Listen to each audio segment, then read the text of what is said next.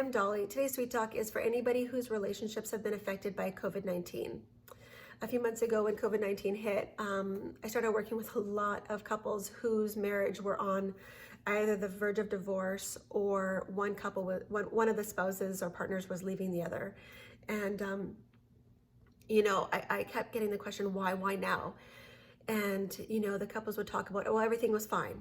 One of the partners was like, it was fine. Like it wasn't bad. We fought a lot, or we weren't having a ton of fun, or everything was just fine. Like everything was just working. So why is this happening now to us? And when COVID hit, what happened was where the couples were getting their safe spot or the validation, all of a sudden they couldn't get that anymore. And everything that was going wrong within the relationship itself was magnified. So if your relationship wasn't great, but you were able to go and, get validation or get satisfaction from your career, then you could at least go, that was your outlet.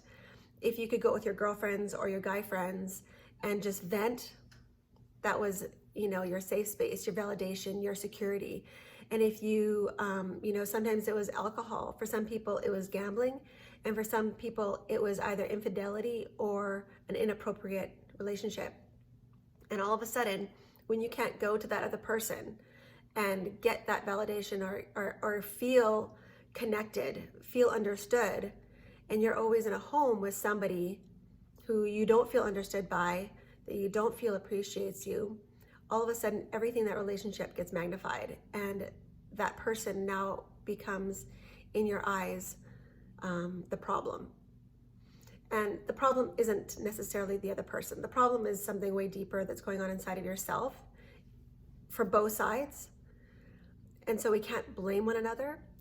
But when we have fear of uncertainty and we have fear of, financial means or health issues, the fear of this COVID and getting the virus, all of a sudden the problem, the person that you think is a problem, becomes even a bigger problem.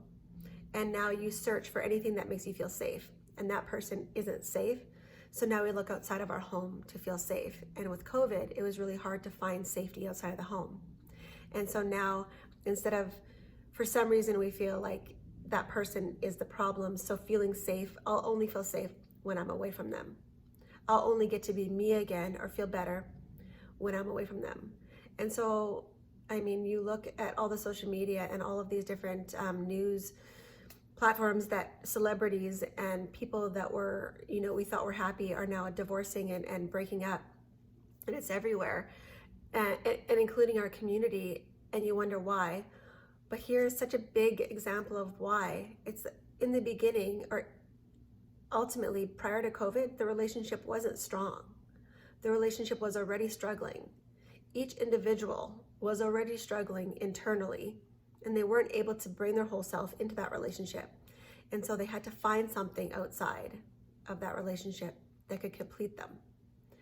And, when we talk about steps of how to reconnect, we do a ton of work on our internal wholeness, on ourselves being that safe space, on our spiritual and mental and physical well-being, because it's only when we can feel good within ourselves that we can actually share life with somebody else.